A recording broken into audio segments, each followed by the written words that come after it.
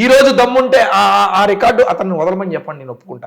మీడియాల ముందు మాట్లాడటం కాదు, మేము రోడ్లు వేసాము, మేము ఇల్లు కట్టాము, మేము లక్షల కోట్లు పంచిపెట్టాము, మీడియా ముందు మాట్లాడటం కాదు. ఏం చేశారనేది ప్రభుత్వ పరంగా చీఫ్ సెక్రటరీలా లేకపోతే ప్రిన్సిపల్ సెక్రటరీలా అధికారులు పక్కన పెట్టుకొని మేము ఇది చేసామని ఒక శ్వేతపత్రం ప్రభుత్వం తరపున రిలీజ్ చేయమనండి, మేము చర్చకు సిద్ధం.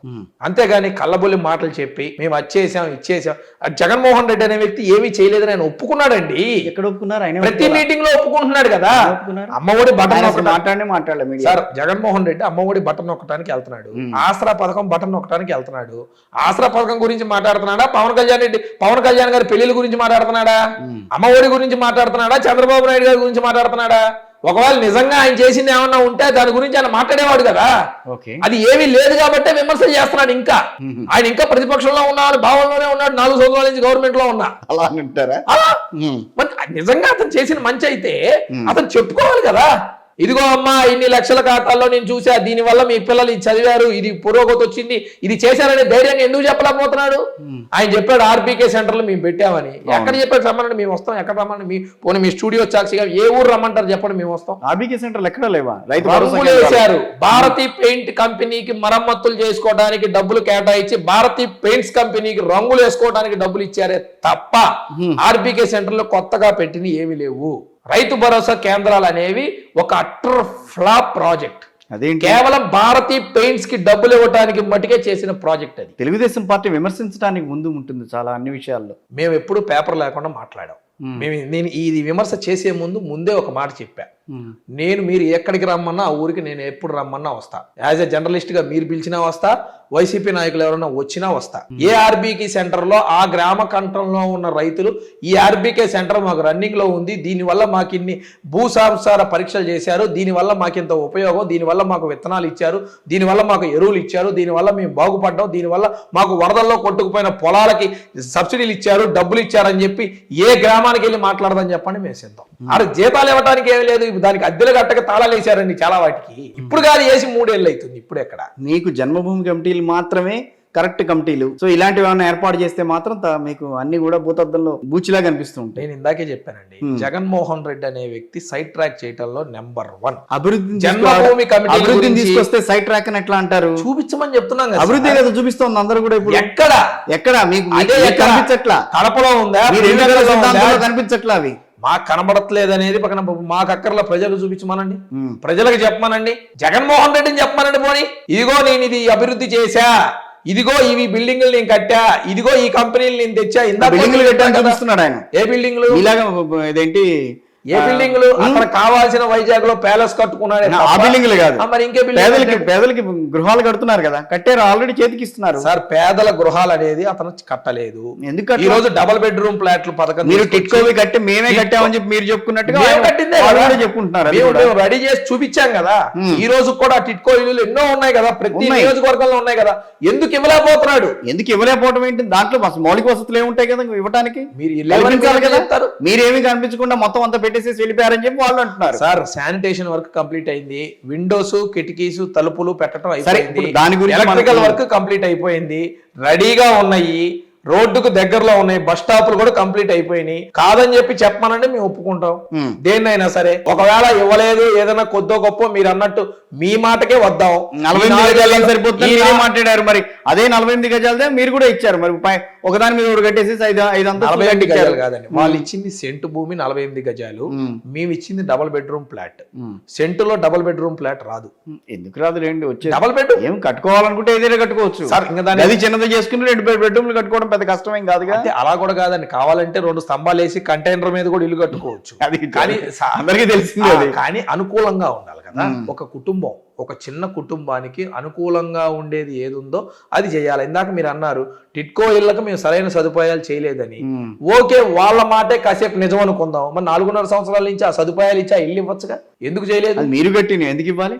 దాన్ని ఎవరిదనేది కాదు, ప్రభుత్వ డబ్బు పేదలకు ఇచ్చింది. సరే, ఇచ్చింది తెలుగుదేశం పార్టీ నాయకులకు కాదు, కార్యకర్తలు కాదు, పేదలకి. ఆ దాంట్లో ఉన్నదంతా జన్మభూమి కమిటీ సభ్యులే కదా, ఇబ్బంది వాళ్ళకి. జన్మభూమి మొత్తం వెలికి తీస్తే ఉందంటే మొత్తం అంతా టీడీపీ వాళ్ళే ఉన్నారు. కిషోర్ గారు జన్మభూమి కమిటీ ఇప్పుడు అదే టీడీపీ వాళ్ళకి వాలంటీర్లుగా ఇచ్చారు. అదే టీడీపీ వాళ్ళకి మొన్న ఈ మధ్య వాళ్ళ ప్రతి పథకంలో కూడా వాళ్ళు లబ్ధిదారులుగా చేర్చారు. టీడీపీ వాళ్ళే మాట్లాడారు వచ్చి, మేము కూడా ఉన్నాం దాంట్లో, చాలా బాగుంది మాకని చెప్పి. తప్పే ఉందండి, టీడీపీ వాళ్ళని చాలా మంది చేర్చుకున్నారు కదా అక్కడ.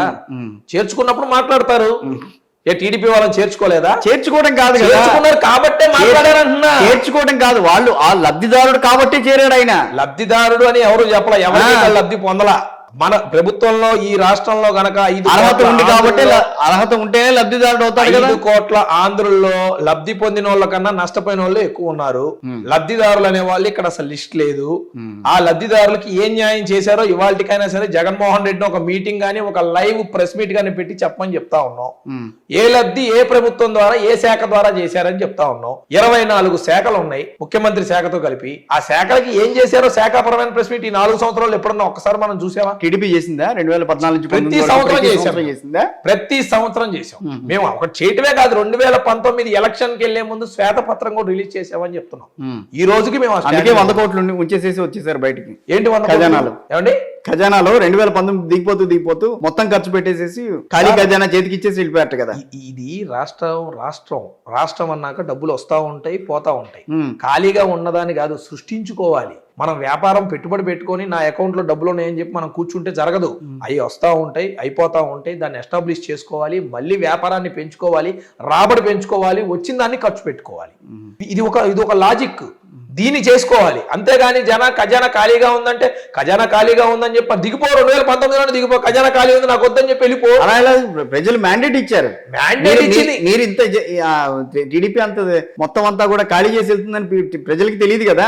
ఈ రోజు మేము ఖాళీ చేయలేదు. మేము తీసుకుందే రాష్ట్రం మా చేతుల్లోకి వచ్చినప్పుడే మైనస్ లో ఉంది రాష్ట్రం. ఆ రాష్ట్రాన్ని మేము ఎంతో 2014 విభజన జరిగిన తర్వాత ఫస్ట్ సీఎం ఆయన. 5 ఏళ్ళ ఆయనకి ఎందుకు ఇచ్చారు? ఇవన్నీ కూడా పూడ్చి నిజంగా ఒక రాజధాని తీసుకొస్తారు, రాజధాని నిర్మాణం జరుగుతుంది, మొత్తం మీద స్ట్రక్చర్ అంతా తీసుకొచ్చే ప్రయత్నం చేస్తారు.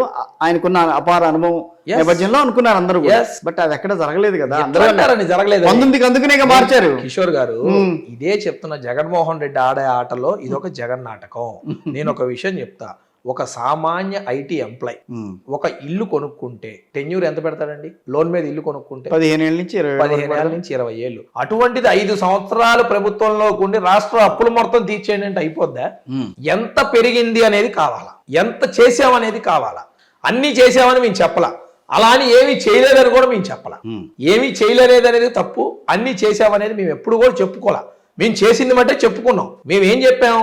మేము ఈ యొక్క కష్టాల నుంచి బయటపడేస్తాం, ఉద్యోగాలకి సంస్థలను తీసుకొచ్చి క్రియేట్ చేస్తాం, ఇన్ని లక్షల ఉద్యోగాలు తీసుకురావడానికి క్రియేట్ చేస్తాం అన్నాం. మేము చెప్పినట్టు కంపెనీలు తీసుకొచ్చాం. అలానే నీటి ప్రాజెక్టులు కనుక కంప్లీట్ చేస్తే ఇంకొన్ని అదనంగా పెద్ద ఇండస్ట్రీస్, వ్యవసాయ ఉత్పత్తి రంగాలు పెరిగే అవకాశం ఉంది. కాబట్టి ఆ ప్రాజెక్టులు కంప్లీట్ చేయడానికి విశ్వ ప్రయత్నము చేసాం. అట్ ద సేమ్ టైం ఒక క్యాపిటల్ ఉండాలి కాబట్టి 10 years మనకి జాయింట్ క్యాపిటల్ ఉంటది కాబట్టి. కాదుగా 10 years జాయింట్ క్యాపిటల్ ఎక్కడ వదిలేసుకుని వచ్చారు 2010. సార్ వెళ్ళిపోతే వదిలేసుకున్నట్టని ఎట్లా అంటారు సార్? ఎట్లా అవుద్దండి? వదిలేసుకుంటే ఇప్పుడు వదిలేసుకోవడం మేమేమన్నా హైదరాబాద్ తో మాకు సంబంధం లేదని ఎక్కడ స్టేట్మెంట్ ఇచ్చారు. అనేగా రాత్రికి రాత్రి వెళ్ళిపోయింది అక్కడికి. రాత్రికి రాత్రి ఎవరు వెళ్ళారు? అది జగన్మోహన్ రెడ్డి చెప్పే అబద్ధపు మాటలు. ఆయన కూడా చెప్పాల్సిన అవసరం ఏంటి? పేపర్లో చూడలేదు, టీవీలో చూడలేదు. అక్కడ డెవలప్ అవ్వాలంటే మనం వెళ్ళాలి, అక్కడ ప్రాంతానికి వెళ్ళి చెయ్యాలి. ఇక్కడ డెవలప్మెంట్ చేయడానికి ఇక్కడ ఉండండి, చేసుకోండి అని చెప్పారు కదా.